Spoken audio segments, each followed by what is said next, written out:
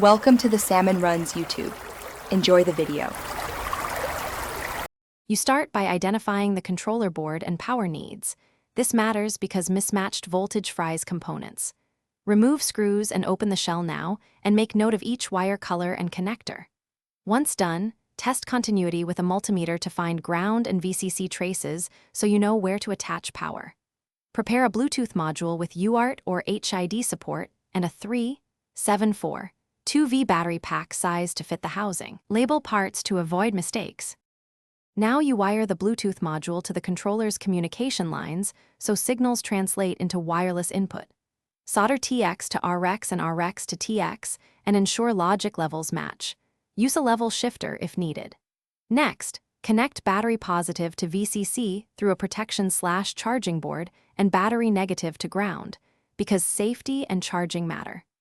Enable the module's pairing mode and attempt a basic connection to your target device. This verifies signal. Finish by fitting the battery and module securely, using foam or tape to prevent shorts, and reassemble the shell, making sure buttons return cleanly.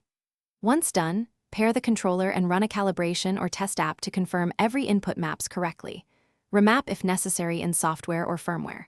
If things go wrong, focus on 3 checks: battery voltage and charge circuit, cold or bridged solder joints, and correct UART/TXRX orientation. If persistent, swap the Bluetooth module to isolate faults.